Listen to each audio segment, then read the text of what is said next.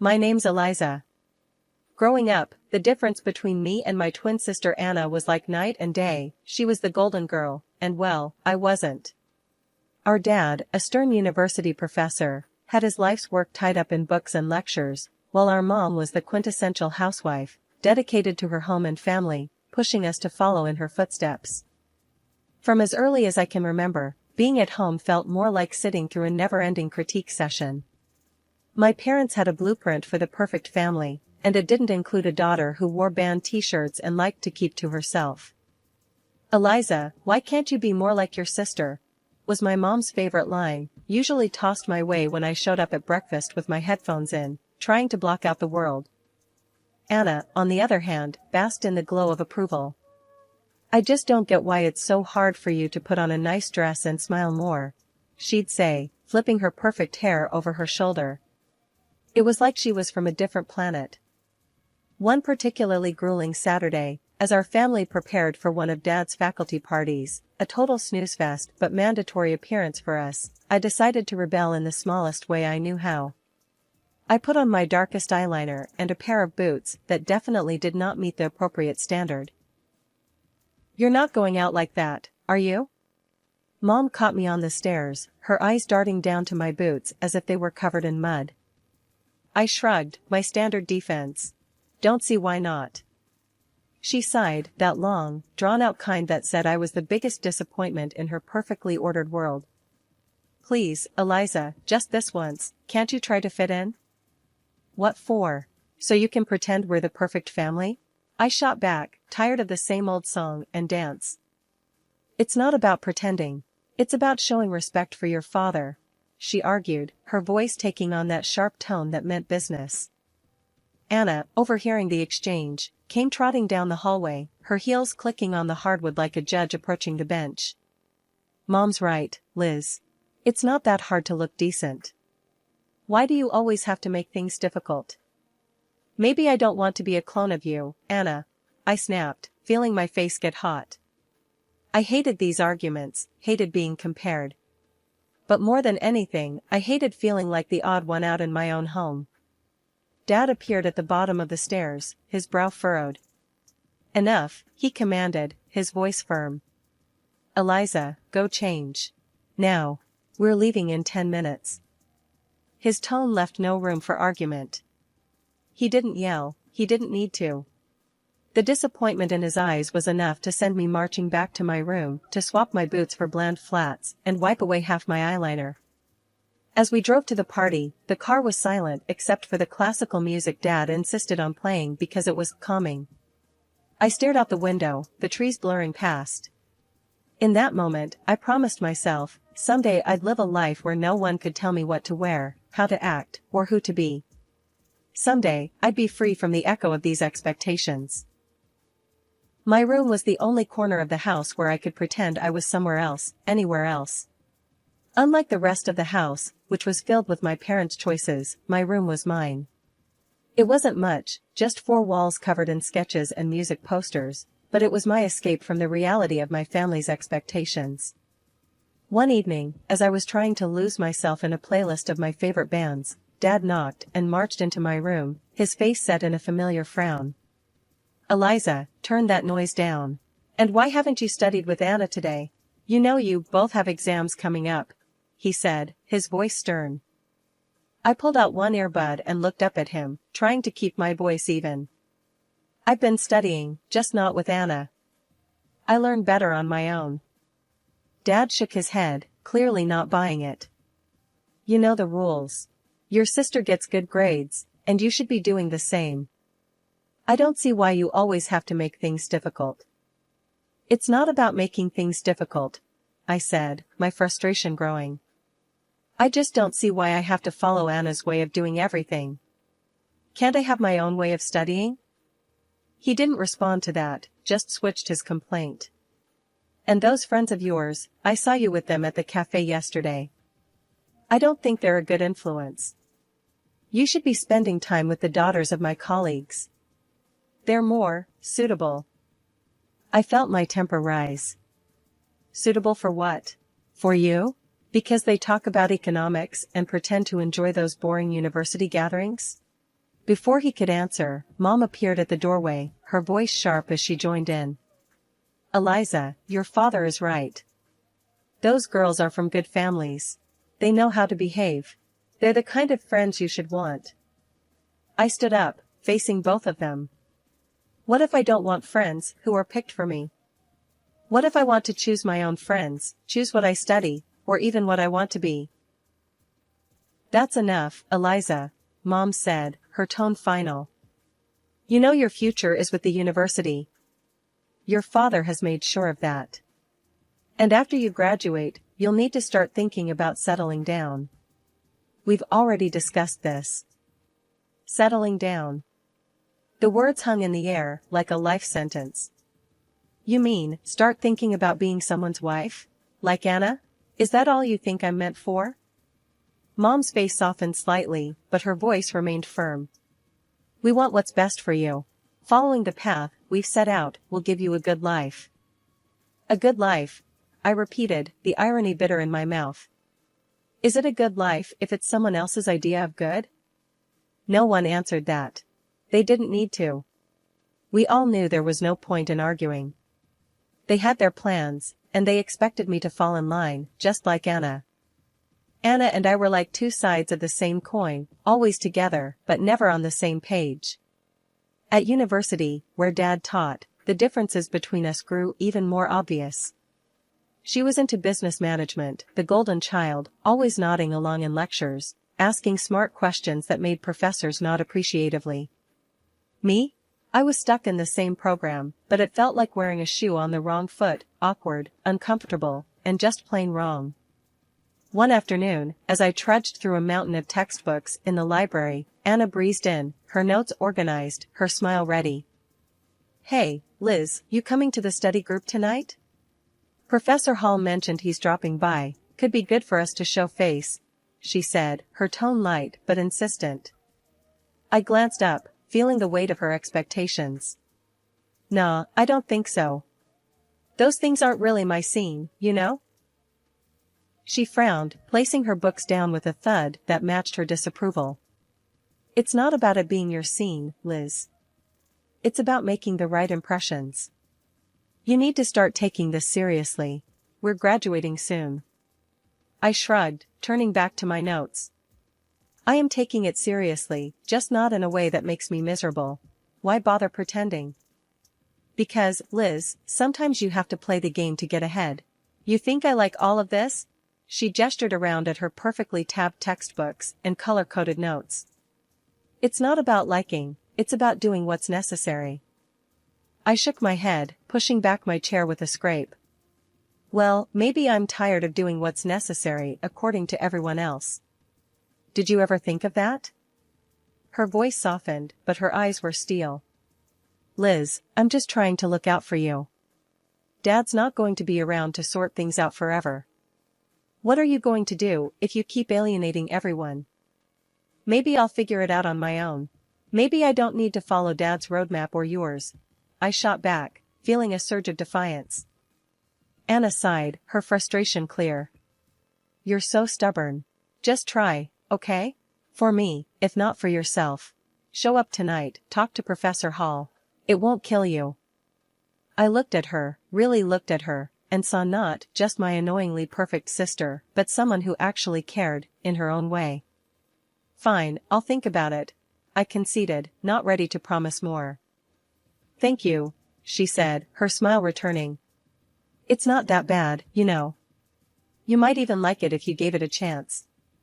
Doubt it, I muttered, but I knew I'd lost this round. For Anna, I'd show up, sit through another boring discussion, and nod at the right times. It was just a few hours, I told myself. How bad could it be? As it turned out, not as bad as I thought. Professor Hall was surprisingly interesting when he wasn't lecturing from a podium. I even asked a question, which earned a shocked but pleased look from Anna. Later, as we walked back to our dorm, Anna nudged me. See, not so terrible, right? That fragile piece didn't last long, however. In our last year, Anna introduced us to her fiancé, a lawyer 10 years her senior, already well established and exactly what our parents dreamed of. Mom and Dad were over the moon, praising Anna for making such a smart match, and immediately turned their expectant eyes on me. "Now, Eliza, it's your turn to find someone suitable," Dad said one evening over dinner, his tone implying that my time was running out. Mom nodded enthusiastically, already planning out my life as if it were another one of her well-organized home projects. "Think about your future, dear. Someone who can provide for you, who has a good standing." I remember staring at my plate, feeling the walls close in. Anna's wedding was meticulously planned down to the last detail by Mom, from the bridesmaids' dresses to the floral arrangements, showcasing her perfect vision of family prestige. After the wedding, Mom often visited Anna, doling out advice and ensuring her life played out just as she had orchestrated. Witnessing this, I knew one thing for certain: I didn't want my life tailored by someone else's hands. One day, I was walking down the street, lost in thoughts of how to escape the life my parents envisioned for me, when I heard the deep rumble of a motorcycle approaching. Curiosity pulled me toward the sound. That's when I saw him, Jake, with his leather jacket and carefree smile, pulling up beside me. "You look like you need a ride," he called over the roar of the engine, a playful twinkle in his eyes. I hesitated, glancing back towards the path home, then at his outstretched hand. What did I have to lose? "Sure, why not?" I replied, my voice a mix of nerves and excitement. Climbing onto the back of his bike, I felt a rush of adrenaline as we sped away. The wind whipped through my hair, and for the first time in a long time, I laughed, genuinely laughed. Jake shouted something about showing me his world, and I held on tighter, not wanting this moment to end. We stopped at a diner frequented by bikers. Over burgers and fries, Jake told me about his life as a welder, his passion for bikes, and his love for the open road. It was so different from anything I was used to, raw and real. "Don't you get scared, living like this?" I asked, my voice barely above the clatter of plates and chatter around us. "Scared? Nah, it's thrilling. You never know what's around the corner. Isn't that better than having everything planned out for you?" he replied, his eyes lighting up with each word. Over the next few weeks, we met secretly. Each ride on Jake's motorcycle pulled me further from the life I was supposed to live and closer to the life I wanted.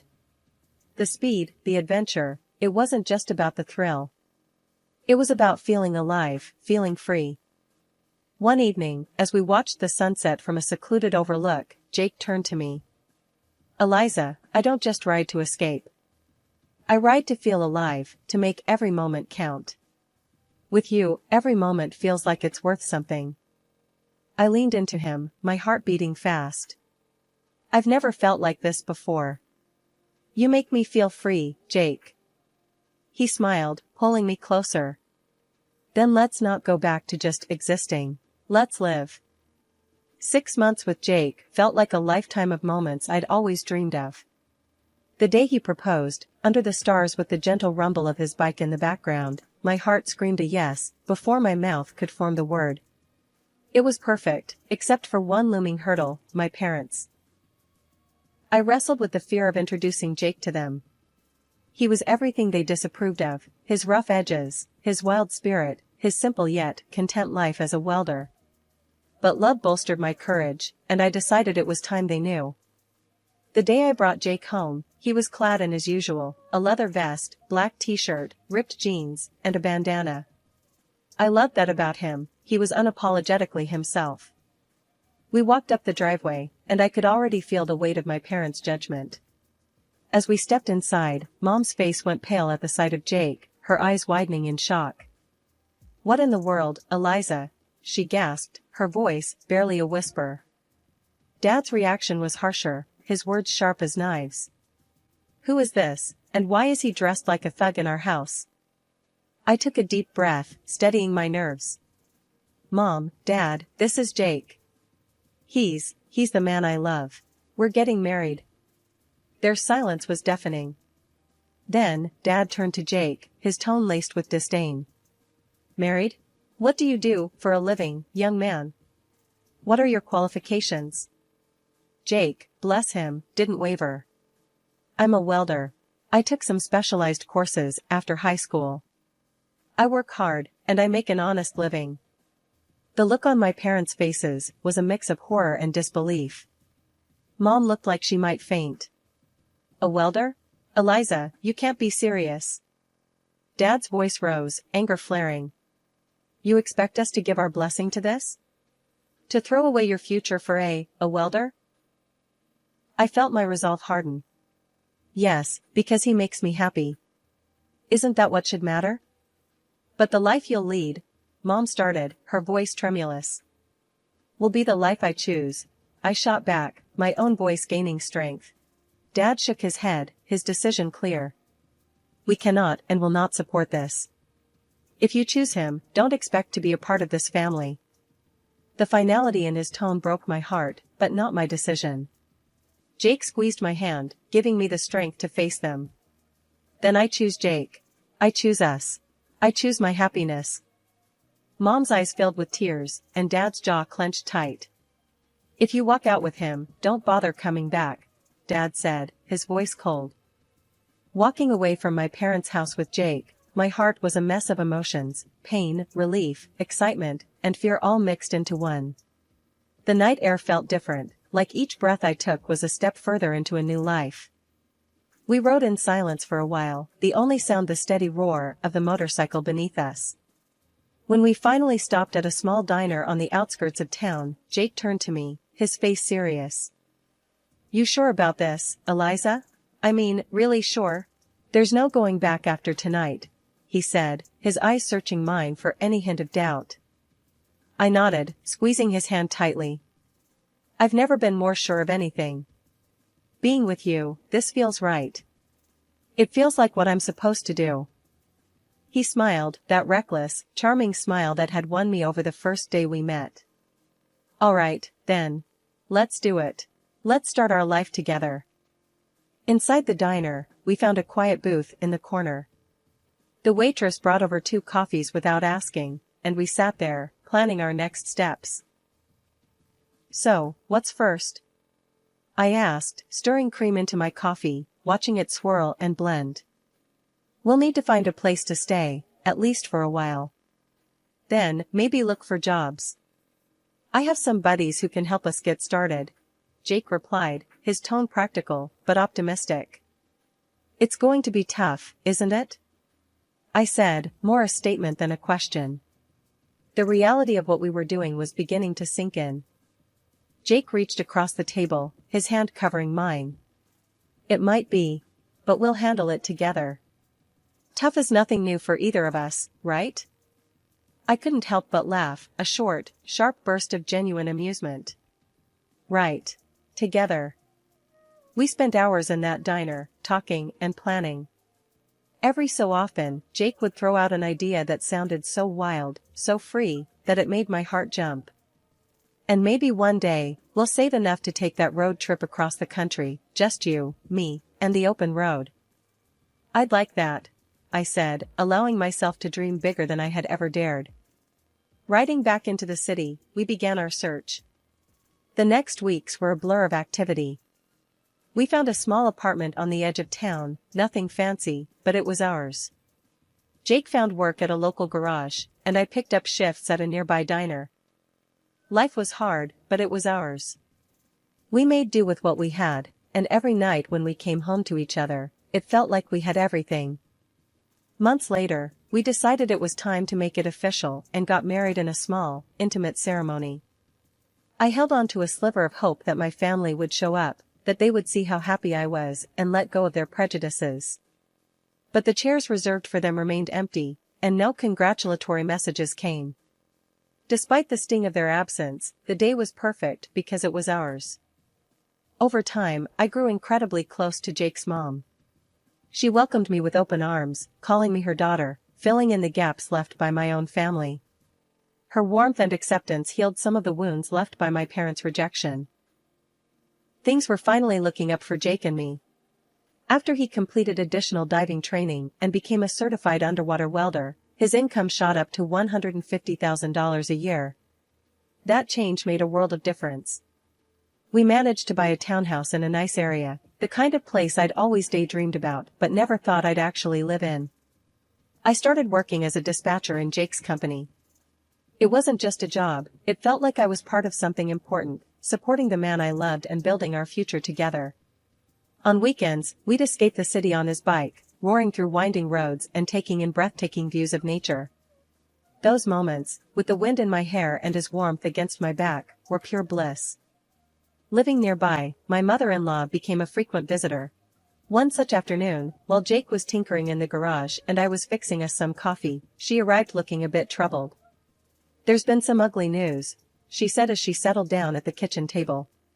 "Something about a professor at the university involved in a harassment scandal." My heart skipped a beat. "Oh? Did they say who it was?" I tried to keep my voice steady, dreading the answer. She shook her head.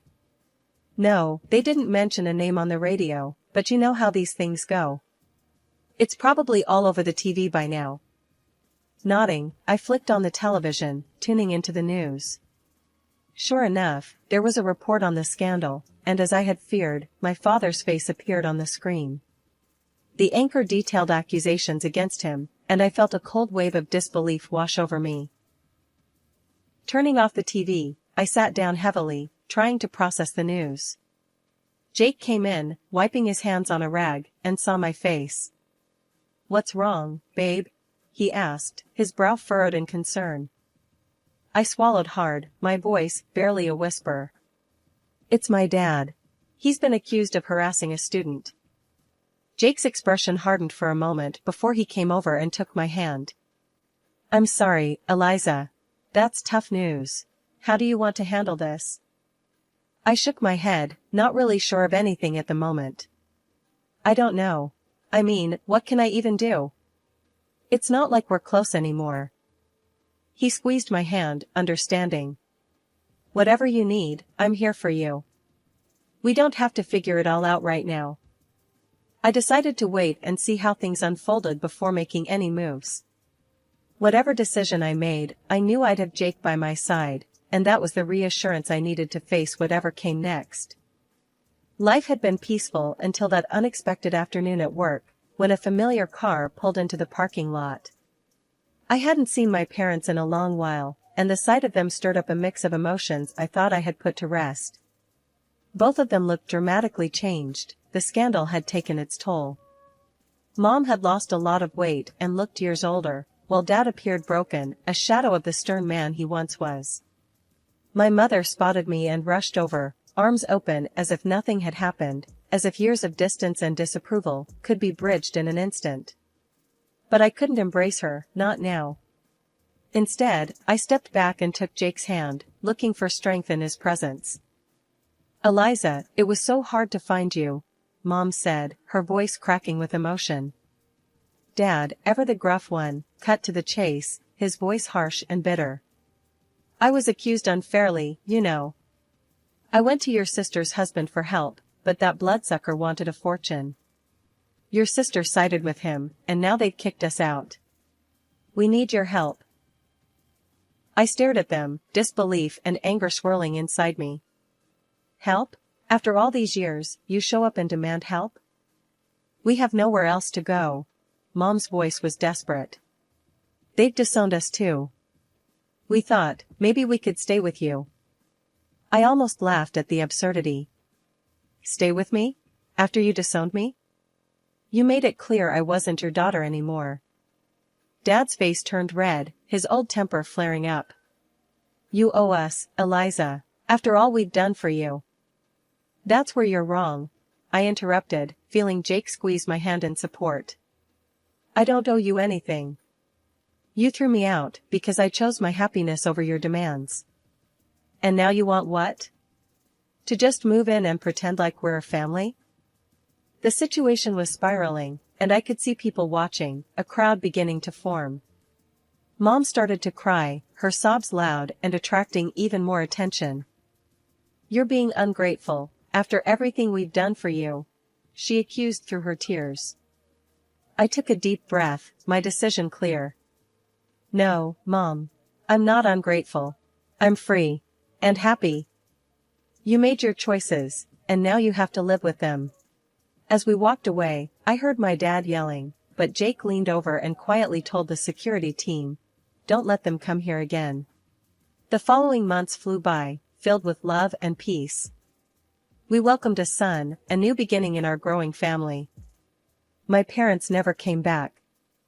That day in the parking lot was the last I saw of them, and while part of me grieved for what could have been, I knew I had made the right choice for me and for my family.